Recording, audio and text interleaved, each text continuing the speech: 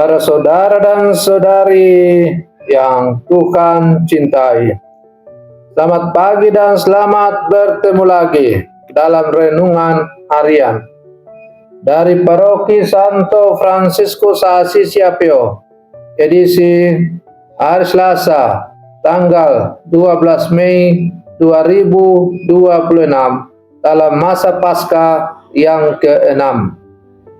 Mengawali hari yang baru ini, kita hendak mendengar dan merenungkan sabda Tuhan. Marilah sebelum kita mendengar dan merenungkan sabda Tuhan, kita berdoa. Dalam nama Bapa dan Putra dan Roh Kudus. Amin.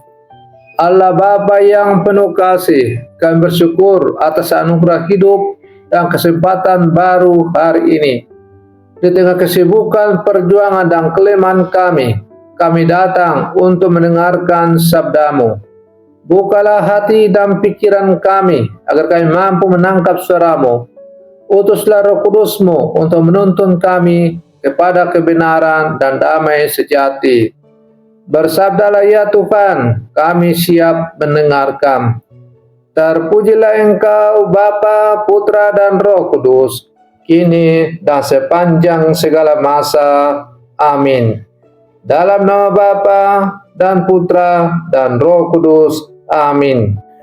Para saudara dan saudari yang Tuhan cintai, sabda Tuhan yang hendak kita dengar dan kita renungkan untuk mengawali hari yang baru ini diambil dari Injil Yohanes pasal 16 ayat 5 sampai 11. Tuhan bersamamu.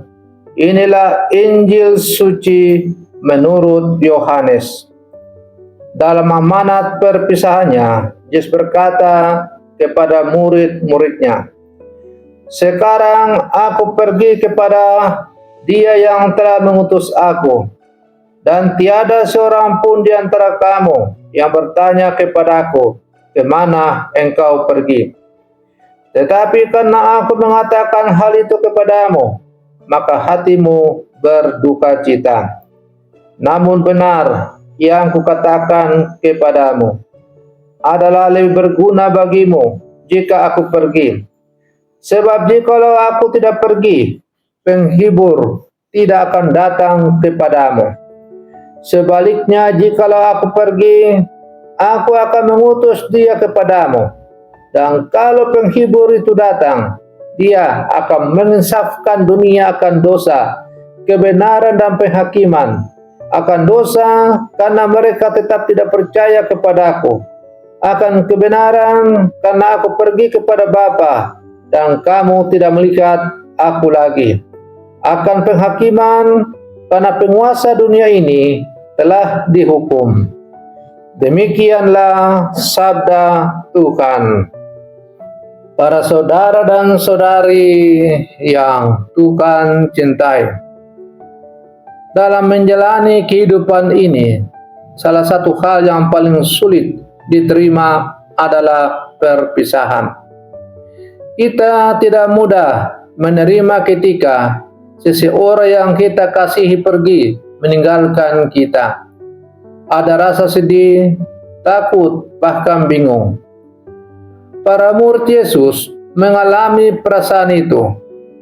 Mereka mendengar bahwa Yesus akan pergi. Hati mereka dipenuhi kesedihan. Namun justru di tengah kesedihan itu, Yesus menyampaikan kabar penghiburan. Kepergiannya bukan akhir, tetapi awal dari kehadiran baru, yaitu kehadiran Roh Kudus, Sang Penolong. Yesus bersabda, "Adalah lebih baik dan berguna bagi kamu jika aku pergi.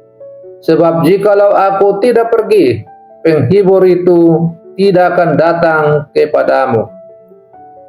Bagi para murid, kata-kata ini mungkin sulit dimengerti.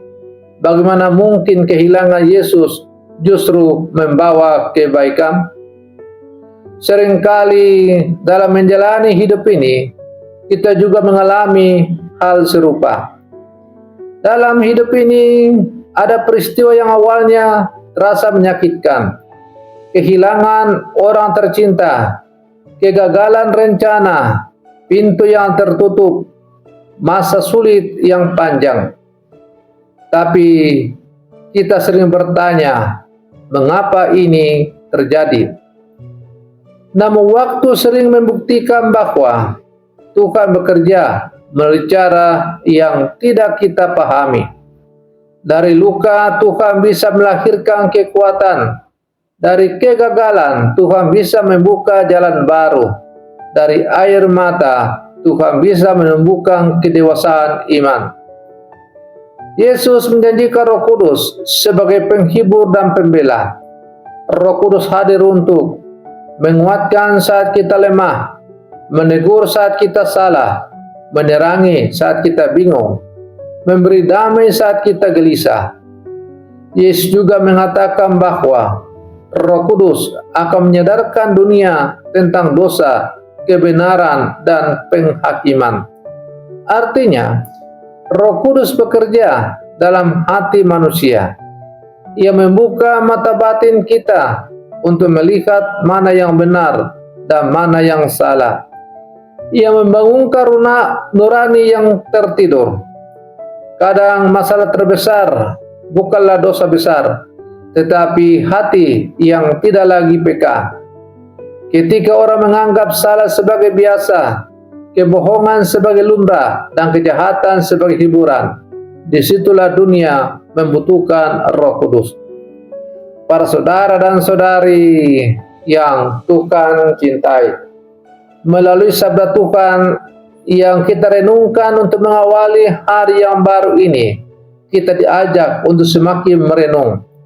Apakah saya percaya bahwa Tuhan dapat membawa kebaikan dari situasi sulit? Apakah saya memberi ruang bagi Roh Kudus bekerja dalam hati saya? Apakah nurani saya masih peka terhadap suara Tuhan? Langkah konkret yang bisa kita lakukan adalah jangan putus asa dalam kehilangan. Apa yang pergi dari hidup kita belum tentu hukuman, tetapi bisa jadi jalan menuju rahmat baru.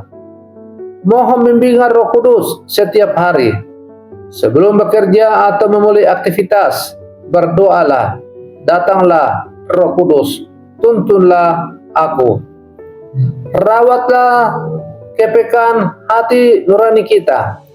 Luangkan waktu untuk hening, pemeriksaan batin, dan bertobat.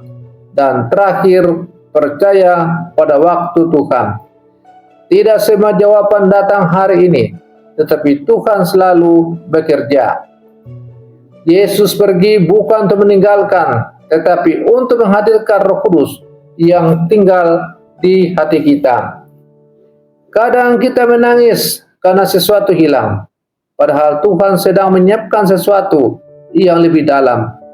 Kadang kita kecewa karena pintu tertutup, padahal Tuhan sedang membuka jalan lain. Maka jangan takut pada perubahan, jangan hancur oleh kehilangan, dan jangan tenggelam dalam kesedihan. Percayalah, Roh Kudus tetap bekerja, membimbing, menghibur, dan menuntun kita menuju kebaikan. Para saudara dan saudari yang Tuhan cintai, mari kita akhiri renungan pagi kita dengan berdoa. Dalam nama Bapa dan Putra dan Roh Kudus. Amin. Tuhan Yesus Kristus, kami bersyukur atas sabda-Mu hari ini. Ketika kami tidak mengerti dalam hidup ini, ajarlah kami untuk tetap percaya kepada-Mu. Curahkanlah Roh Kudus-Mu ke dalam hati kami, agar kami dikuatkan dalam kelemahan, dihibur dalam kesedihan. Bangunkanlah nurani kami, agar kami peka terhadap kehendak-Mu dan berani meninggalkan dosa. Bimbinglah langkah kami setiap hari, supaya kami hidup dalam damai dan kebenaran-Mu. Sebab Engkaulah Tuhan dan Penyelamat kami, kini dan sepanjang segala masa. Amin. Dalam nama Bapa dan Putra dan Roh Kudus. Amin. Para saudara dan saudaraku yang terkasih, selamat pagi. Tuhan memberkati kita semua.